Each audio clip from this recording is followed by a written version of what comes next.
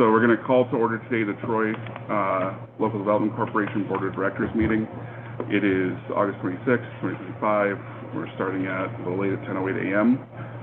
We're going to open the agenda to start with the approval of minutes. I believe we've already cleared April 25th and May 30th. That might just be a recap from the carryover from last meeting. So we will go forward with June 13th approval of minutes. If anybody has any questions or comments or adjustments for them, otherwise, yeah, if you flip forward for it, otherwise... I'll make a motion. I'll make a second. All in favor? Aye. Aye. There's no absences or opposes. It's passed. So now we'll go through the July 25th minutes. Same thing. Any questions or any changes, anything like that? Yeah, and it's right there. Yes, we already did, yep. I'll make a motion. I'll second it. All in favor? Aye. Great. That goes for the minutes. So we're finally caught up on that. And now we will move right into the Executive Director's Report with James for the Proctor's redevelopment project. Okay, so good morning, everybody. You do see here, I know these chairs or something. Just to give a little background to some folks, I know we have some folks in the audience here today. So the LDC is looking to acquire the old Proctor's Theater. We'll be undertaking the development of a new space for a permanent city hall. This provides a lot of opportunity, not only for the city to be in a more financially stable situation for a city hall, one that provides more space, more flexibility, but it's a great opportunity for the LDC too to fulfill its mission. Proctor's, like we've discussed too, currently with tenants like RPI in the chamber. RPI is moving out. It is a beautiful historic building, and one that outside of the existing office space doesn't really have other opportunity to develop, and so to make sure that this crucial building can last, as long as it's already lasted, taking this on is definitely something that fulfills the LDC's mission. We've engaged a lot of different things going on in the city lately, South Troy Industrial Road, geothermal, all great projects. So this is just one of a couple steps moving forward. The board will ultimately entertain a land development agreement in the future. The Troy City Council will also be voting, taking action on that as well. And then closer to November, we would see a lease, again, an action coming before this board for a lease between the Troy LDC and the City of Troy. Again, the City Council will take action on those as well. The LDC will be bonding for this project. We're working on acquiring the building for $1.8 million. We're estimating construction costs around $8 million at this point. Those are still things that are being hashed out as we're further developing the programming, and those are all things that will be, made public in ample time. The city has hosted a slew of public engagements. The City Council had a public hearing on this as well. So for the past couple months, the public's been heard on this project. But I think this is a great thing to utilize the LDC for, and really glad that we're engaging this. It's quite the opportunity. The city currently being located where we are right now on city floor, it's a constant escalation of cost year after year. So this really does benefit the Troy taxpayer, and not only giving them a space they can have pride in that's more functional, but also makes a lot of financial sense. So the resolution that is before us here today is just going over that we have the intent to get involved into this project, and also looking to declare lead agency for seeker. And just to clarify can we just go over the sections of the project resolution? So that with the timeline, the first step is, we have to go into the design. Well, there's purchase, and then we have to go, lead agency, obviously, purchase, and then design phase. There's the not to exceed for the design phase was? 250 is being appropriated. Appropriated, right. LDC fund balance. Yeah. And, $12,500,000 is the, total amount for the not to exceed financial proposal for this, so.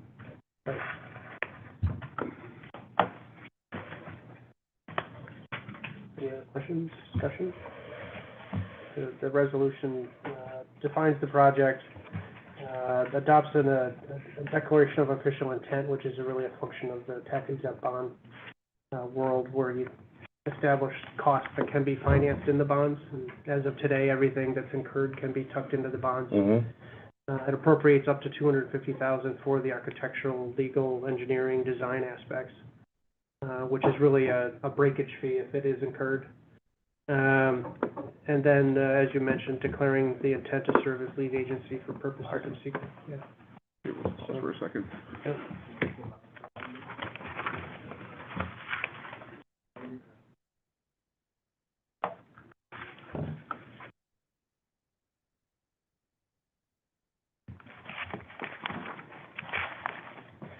Chair, if I could ask, can we take a, 5-minute recess here? I just have Sure. emergency that I have to go to. Absolutely. Okay, we'll, Table that. do we have to go out of, no? No, we can just hit pause. A motion hasn't been made yet, so, I don't know if there's any other new business or anything we can cover. Geothermal is, Probably cover old business and Still- geothermal, right? yeah, that's kind of chugging along. Is there any, update on when we might see something in front of us for the geothermal? I know it went in front of planning for the building. I know that might go through LDC. We have to lease land for that. Is that gonna be this year, you think? I think the planning board, National Grid, gone through the planning boards for, The U10, I think it's called, yeah, yeah. that's right, yeah. Yeah. And the only thing that you'll really see is that building as part of the system. Everything Yeah. else is subsurface or tucked into the garage. Do you think there'll be any, we have to lease the city has to lease the land for that, right? Yeah, the structure involves the city leasing land to the LDC subsurface land under Riverfront Park. And also the staircase building structure that's between Douchy and the Art Center. That was built by the IDA and actually owned by the city. There's a garage underneath that. It's largely unutilized, so it'll be housing some pipes and manifolds. Will we see anything like that at a meeting before the end of this year, you think? There may be We only got a few left. some preliminary steps Yeah. in October, November, maybe Okay. December. Yeah, it's largely gated by the PSC, the Public Service Commission, really is the regulatory agency that's gauging and gating the steps. Any chance we'll see, Chuck and, is it Michael back this year? Yeah. Yeah, I think in the next month. Hopefully, Good. yeah. Right. Hey, are barrels gone now? Maybe they're old, but we have Andrew. King Field, Is our barrel, how are we doing?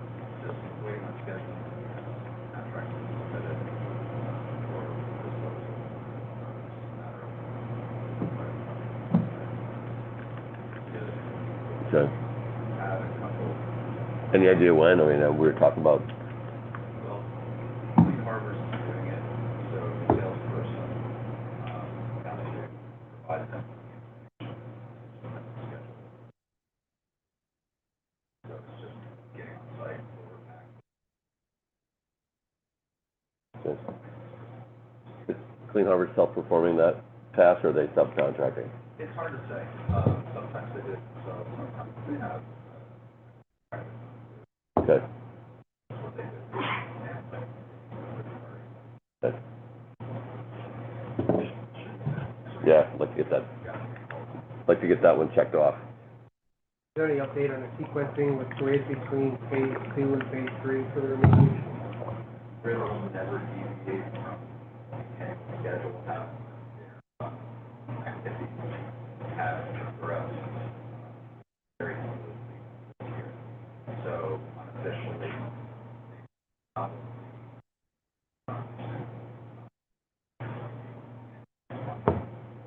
Phase two, or? basically Okay.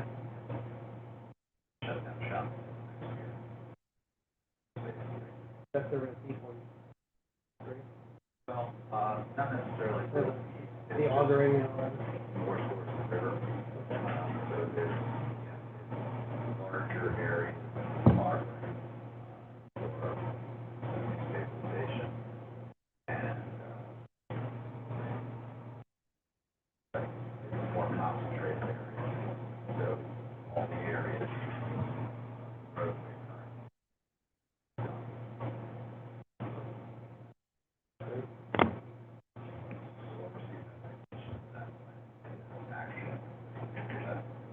DEC's gonna wanna have easements in ERM.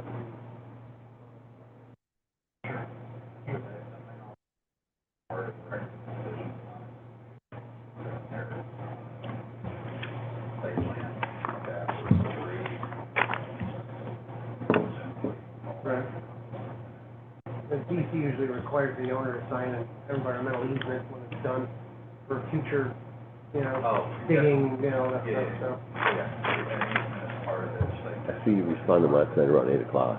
Mm-hmm. So do you usually work during the day and then do this stuff like after hours, or how do you?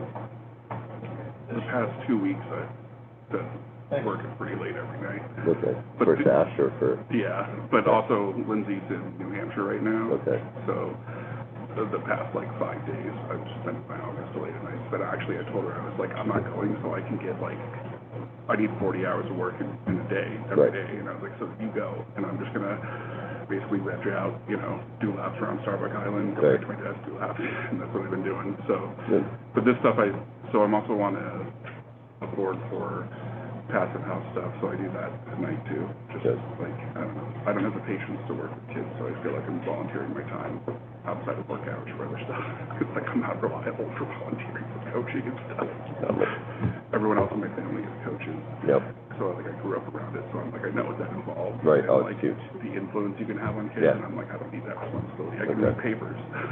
I can't deal with, yeah, I can't deal with like all the stuff that comes with that. I still coach actually, my son coaches now, so, but I go out and help him once in a while, so. Yeah.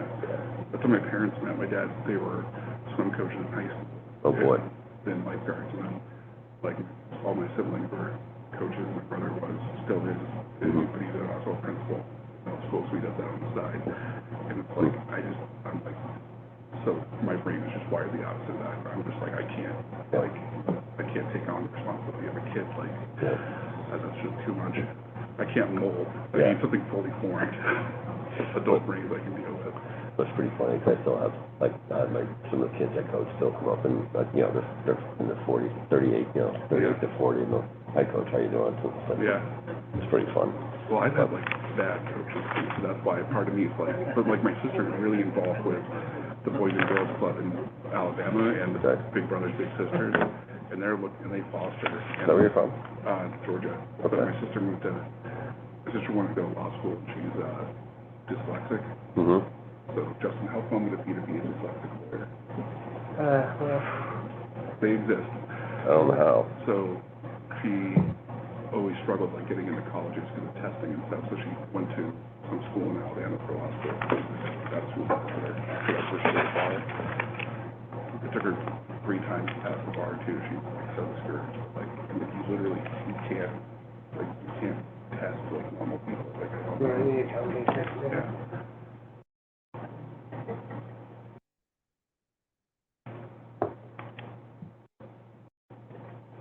Yeah. Hey, how long do you think it's taking to make? Because it's a type 1 action, there's Right. different kinds of seeker reviews. Right. The type 1 action requires a 30-day period to solicit lead agency, which is our next step. Okay, We'll send out notices to the involved and interested agencies, and there's only one that state agency, SHPO. There'll be some interaction with them about stabilizing the building further.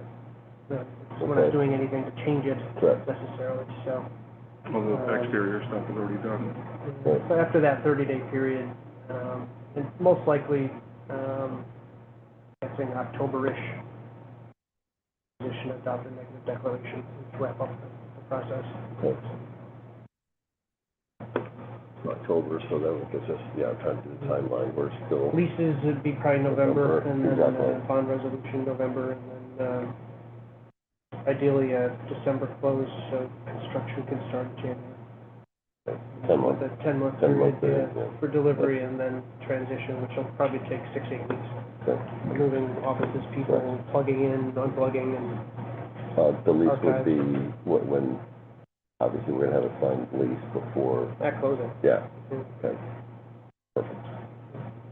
How will the triple network within the first couple of years, like the first 2 years of construction? Probably interest only, it'll be, That's what I just assume everything else, like utilities are gonna be part of the construction cost, not part of Right. occupied, so it's not. public church, Right. GMP, probably part of that. How about the insurance part of it? Well, we're setting up that, we're gonna have to, we'll have to have insurance on the building. We've got insurance for all the properties that we have, but just add another asset and Okay. list it, and the builder's risk will pick up, you know, the big boy stuff in the middle, but Right. once they deliver, the LDC and the city's insurance would be in first position. Okay.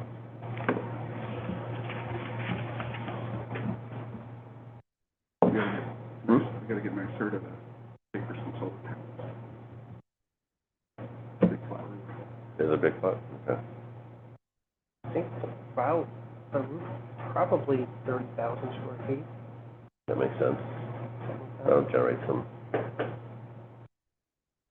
You can get an installer to not mess Right. up your roof. Exactly, that's the thing, that's why I don't do it. So many horror stories on that. State electrification bill for single family residences has been stirring up a lot of drama in the residential world. Okay.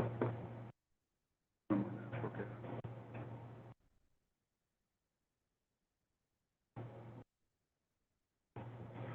Correct.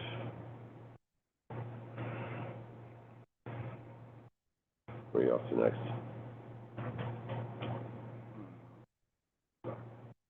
Yes. For a three-home development for all panelized construction, net zero, Okay. three sites, three homes in the area. How little? 400 square foot each, Okay.